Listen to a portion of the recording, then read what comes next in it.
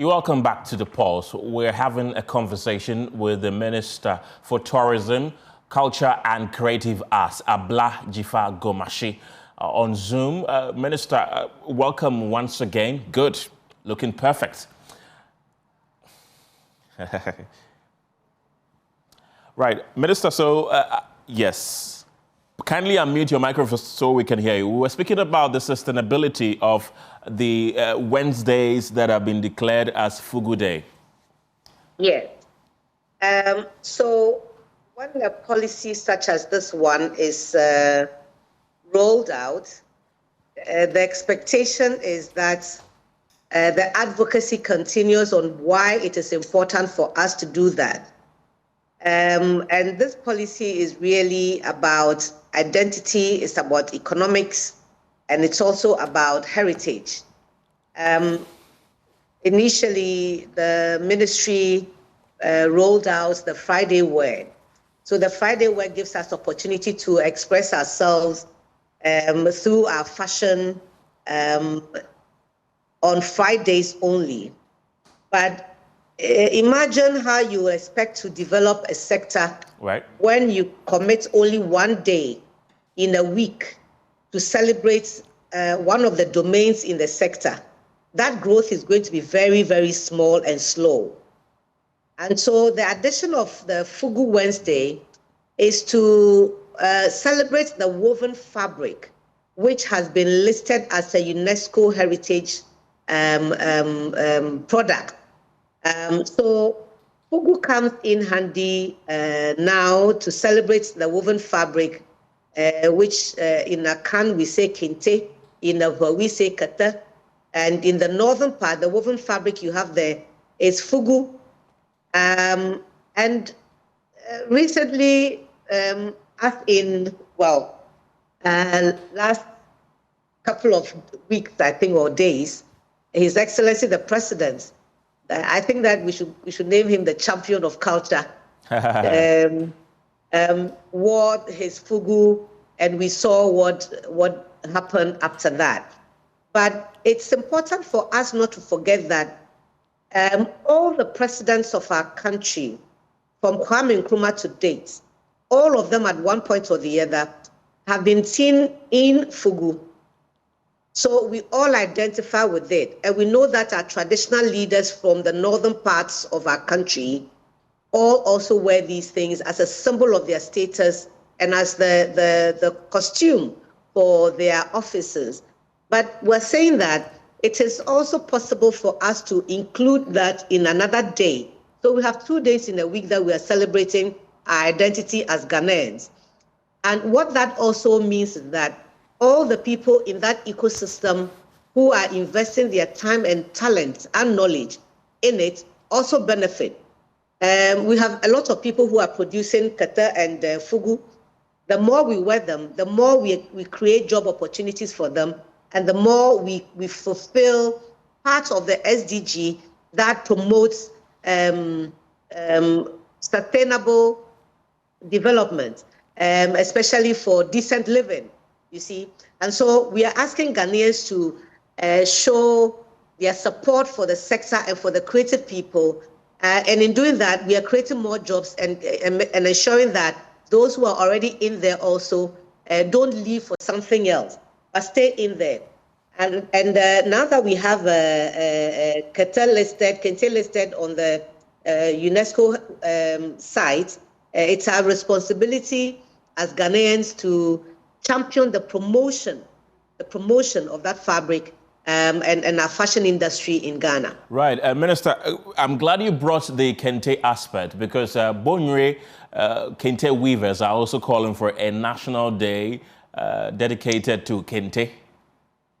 How about that? So kente is produced in Bonyere, in the Asante enclave. It is produced in Agotima Ziopi and Agotima Kwatoe in the Volta enclave, and it's produced also in Agbozuma, which is one of the traditional areas in my own constituency. Right. It is for that reason that we, in fact, in my tenure, when I was deputy minister for the same ministry, I led that, with the blessing of the former minister, led that drive to have the Intangible Cultural Heritage Convention ratified. We pursue that ratification of that convention because we know the power of what the cultural space brings to bear on the total development of our country. So in promoting kente, we are saying that, yes, we agree that it is for special occasions, but it is also part of our heritage, which must be protected for posterity. Now, I'm not sure that so far you have seen anybody go to work on an ordinary day in kente or kente, but you have seen people in every walk of life in their fugu. Right. So if we can agree that it's the vibrant colors of the kente and its weight can be worn during the week, okay. But let's be fair and let's be honest to ourselves. Right. I'm not sure that is the way to go. It's not a competition between the fabrics. We are celebrating Ghana. The ministry is the one that championed the listing of kente on the UNESCO site. The ministry is the same one that is championing the wearing of fugu on Wednesday. And to now bring it as a competition between the fabrics, I'm not sure I'm well positioned to support that kind of thing. Already, I think that the current generation of young people have celebrated kente enough. And I want to urge them to continue doing it. Now, if you see at every traditional marriage and also even birthdays and what have you, people really do adorn their kente. And so it has its place. Right. And fugu has its place. They are all part of our story as Ghanaians, and there shouldn't be competition in this one. Right. Fugu has put Ghana on the world map within the last Absolutely 1 or 2 weeks. But with this Fugu Day, which is Wednesdays, did it come by accident? Did you plan for it, or you jumped on the bandwagon that the Fugu was getting to declare Wednesday as a Fugu Day? It's both yes and no. Yes, because we have been championing this promotion of Fugu for a very long time. And I recall that last year in the Heritage Month that was celebrated by Parliament, Mr. Right Honorable Speaker, which is the reason why I just thanked him, he invited me to speak at that forum, which he held with the staff of Parliament. I did indicate that I was very grateful to him for championing and promoting fugu wearing, because he does such a fantastic job of it in Parliament. And since he started wearing it in Parliament, I saw that most of our parliamentarians, especially the men, they come to Parliament in their fugu.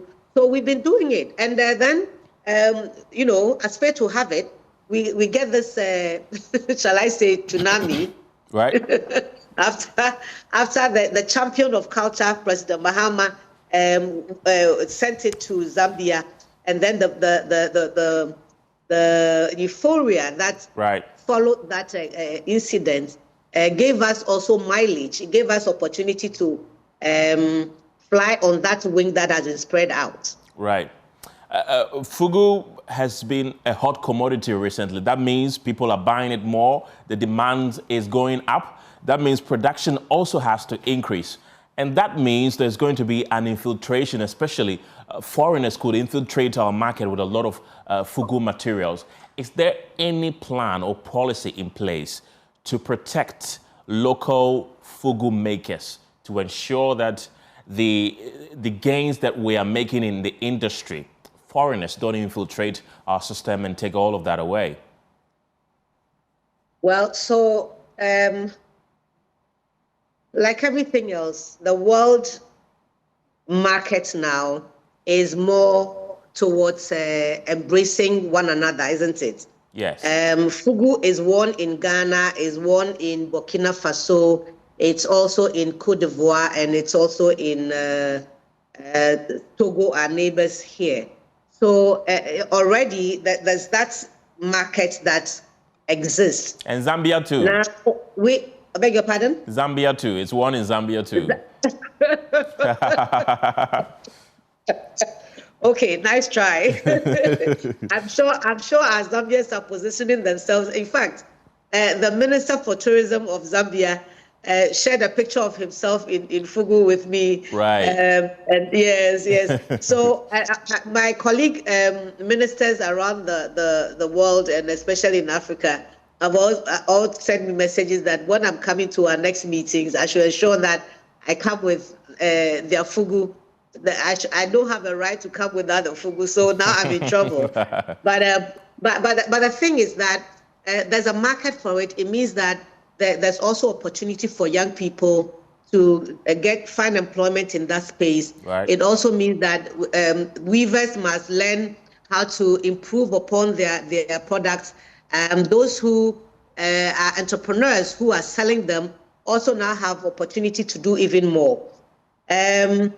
Like everything else that we produce, there has to be a way in which we all, whilst promoting it, protect it also. This is one of the areas that is why I'm excited that we got listed before this euphoria. Once we are listed, we have listed the fabrics. The IPP is also one of the conditions that come with it. So we're going to pursue that vigorously and ensure that as much as possible, we can reduce the infiltration to the barest minimum. And in that sense, let me appeal to the Ministry of Transport and also GRA, who are involved in the exportation and importation of products into our country, to help us so that we protect the trade that is in this sector. After all, already we know that they are inundated with fake products in medication, fake products in fabrics and what have you. So they should just intensify their regulations so that people fall in line and not abuse the system and shortchange our creative people who are in this sector. Right. I'm not sure my own mandate goes beyond that advocacy, but of course, I can assure you that we will work with the institutions and agencies that are mandated by law to help us protect creativity. Right. Let's talk about your ministry in general. You've been here before. You were deputy minister of this same sector, and now you are the substantive. It's been a year. There's been a lot of promises, especially during your vet, and you made some pledges. 1 year into your reign as the sector minister, what has changed? Well, I'm not sure about the earlier part of your submission of promises and pledges, but what has changed, I can assure you that we are looking at the regulatory framework and the legal framework within which the agencies and the ministry work. You know that, for example, we have 13 agencies under the ministry. They are implementing agencies. Apart from perhaps the Creative Arts Agency and the National Film Authority, all the others have been in existence for so long. Now, the more we create these agencies that work in the sector, the more we have overlapping responsibilities and so on. And so we've been trying in the past year to see how to work on their legal framework so that their work is seen more than it is. For example, the Kwame Nkrumah Memorial Park, which is also an agency under the ministry, they had a director by their setup. They do not have a legal framework on their own. So we have just submitted a bill that's going to be passed to regulate them properly.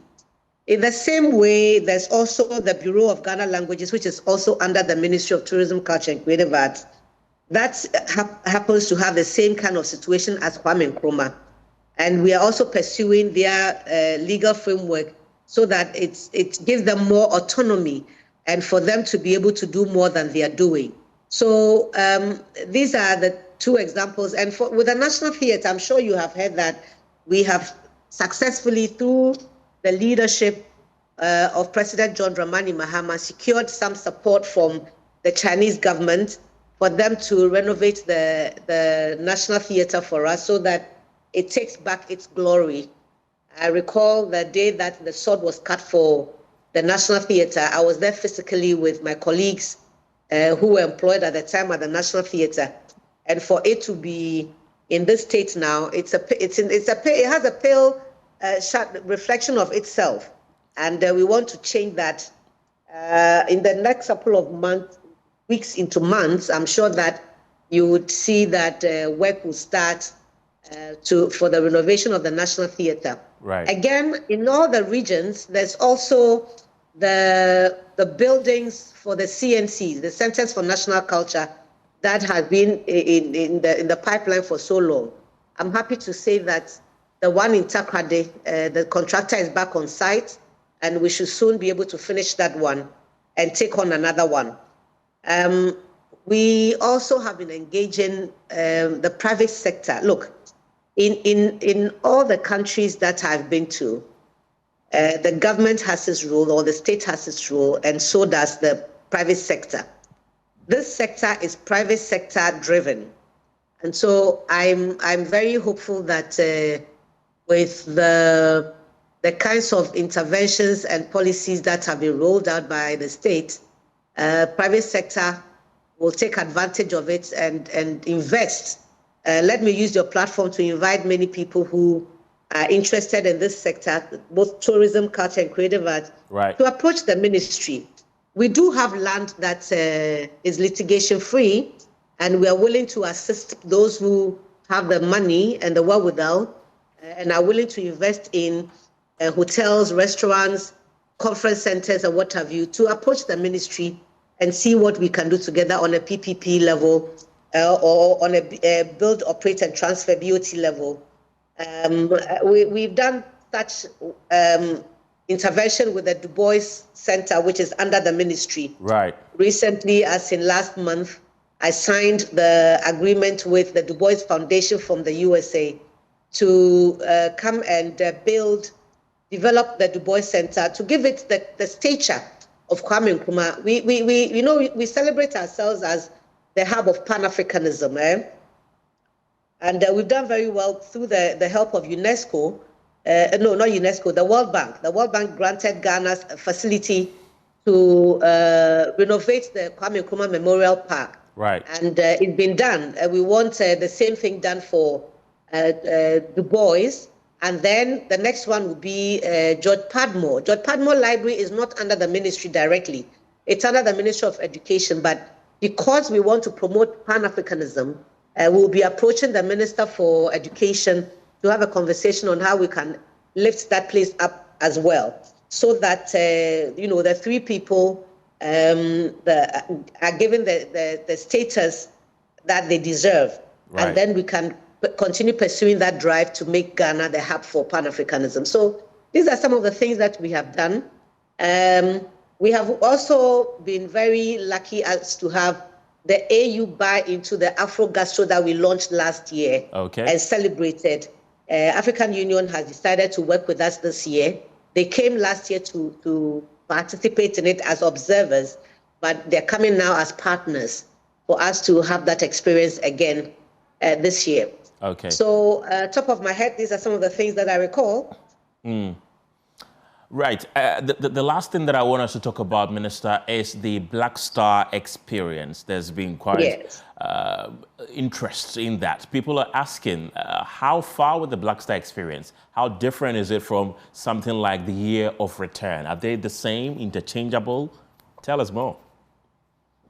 So I've spent close to 40 plus years of my life in this sector, and I can assure you that I was there when Panafest started. I was there when emancipation started, and I'm here when the year of return and beyond the return and what have you, all of those names that we give, this similar harnessing of heritage for the promotion of tourism. So nothing really is new. What is different about the Black Star experience is that it is not an event. Okay, so Panafest is an event, Year of Return was an event, but the Black Star experience is really just a recognition of everything African that should be celebrated by Ghana and Africa. And in so doing, harness all of that for the promotion of the Black race and of our country specifically. So it's in everything that we do. So it's in the fashion, in the ecosystem, it's in the dance, it's in the music, it's in the food, it's in everything that we describe as African, that we describe as Ghanaian. We don't want it to be only an activity for a month, an activity that is celebrated in a week or a day, but continuously we find something about our cultural space, about our culture space that we can celebrate and promote. And whilst doing that in the country, we do it also in the continent and do it also in the diaspora. So it cannot be, is it the same, is it different? It's all of those things all put together and more. Right. Minister, I said this was going to be my final question to you, but I'm enjoying the conversation, so I would like us to continue. Let's talk about tourism infrastructure. We have some of the best tourist sites in the whole of Africa, but the infrastructure leading to those places are usually very questionable. We have Afajato, for instance, we have Kakum National Park in the central region. But before you get there, the hassle and bustle that you have to get through before you get there, you might even lose interest by the time you get there. What is your ministry doing to improve our tourism infrastructure, to help augment our tourism industry? So here's the thing.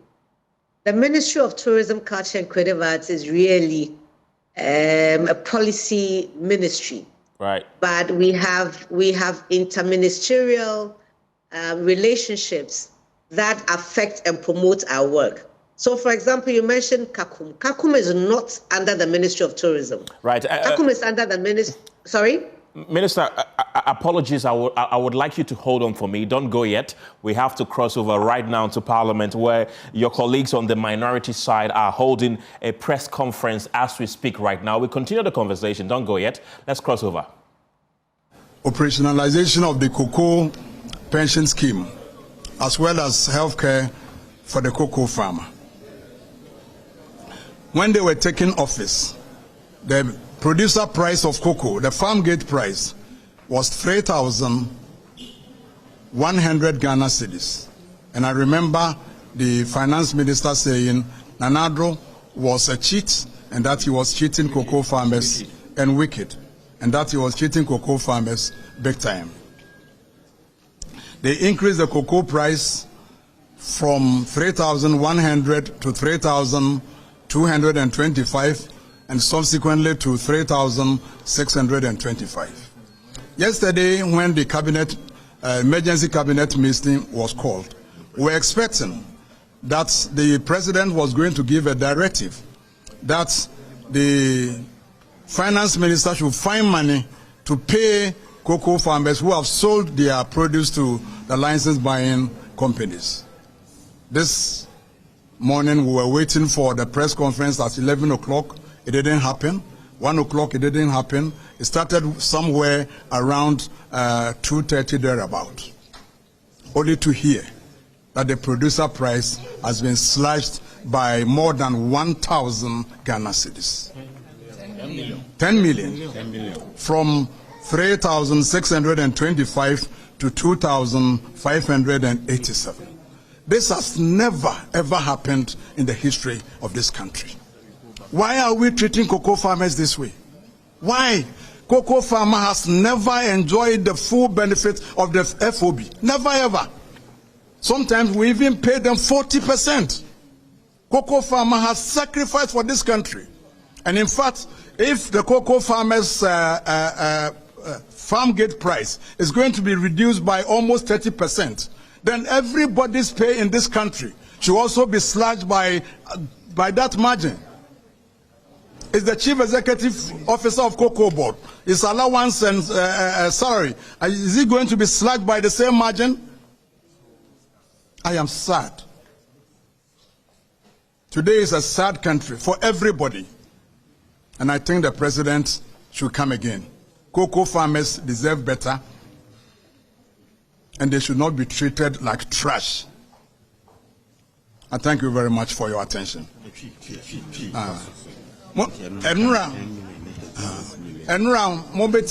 President Kase offer emergency meeting.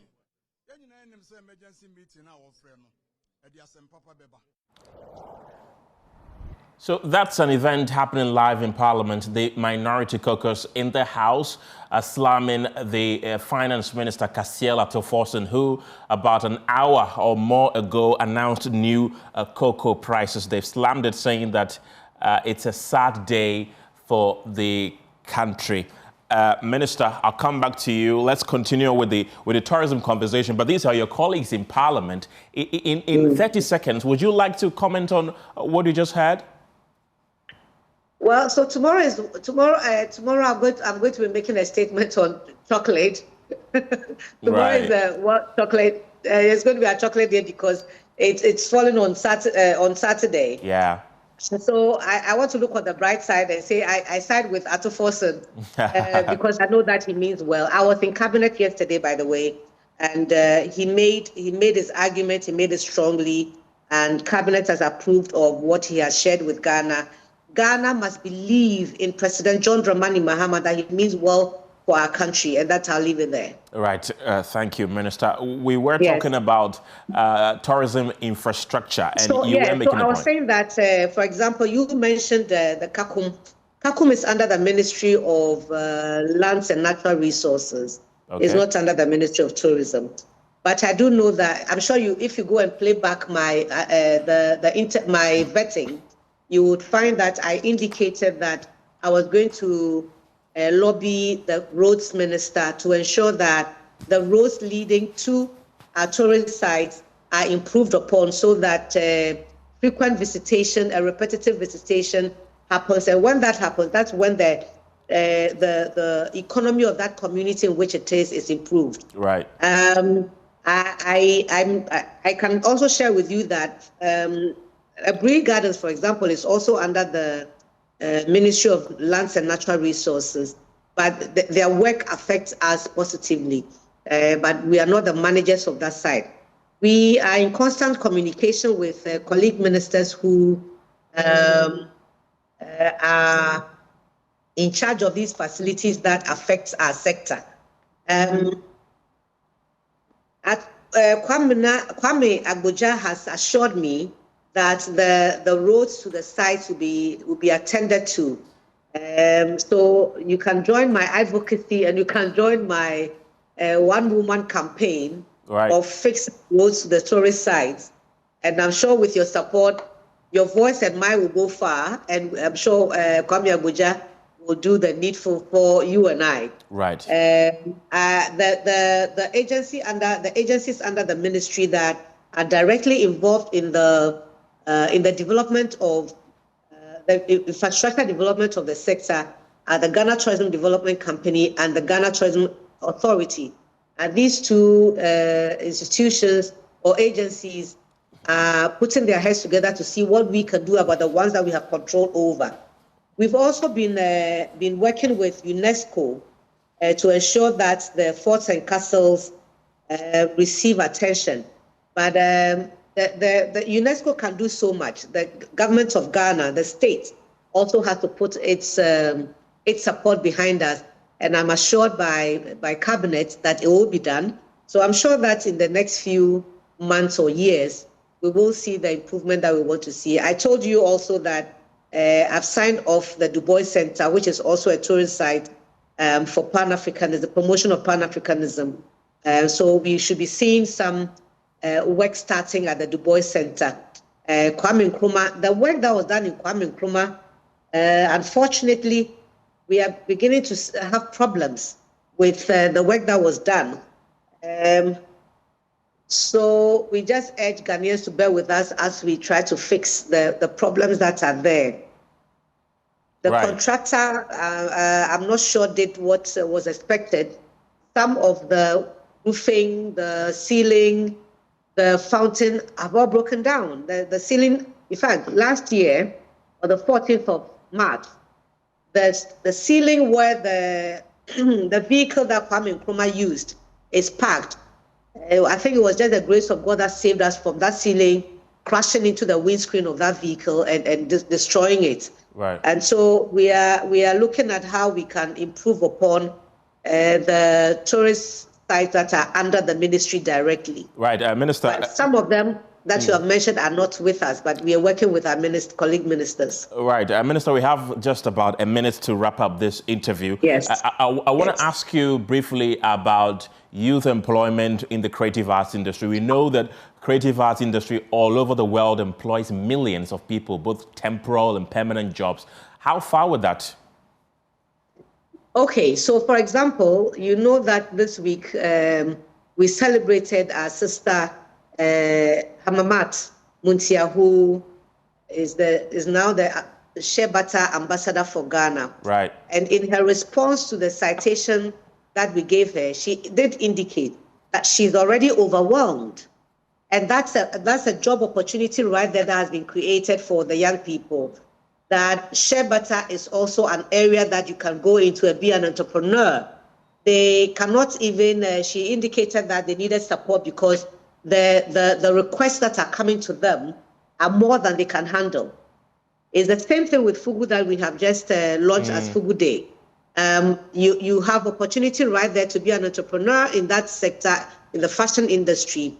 As I said, we promoted our food, and it's an area that can accommodate people, so that the opportunities are bound. Right. What I think is challenging is that marriage between those training the people in the sector, especially in our universities and our tertiary institutions, fashioning their course to prepare people to become entrepreneurs in the sector. Right, right. I think that that is where I have a little bit of challenge. And in the months to come, I'm going to be engaging some of these institutions to see how we can prepare our young people to take advantage of the many opportunities that are bound in this sector. Minister Jifa Abla Gomashi, thank you very much for your time this evening. Abla Jifa. Abla Jifa Gomashi. Thank you. That's the Minister for Culture, Tourism and Creative Arts, or Tourism, Culture and Creative Arts. And Creative Arts. Thank you. Thank you so much. Thank you too. Well, let's bring you more stories this evening.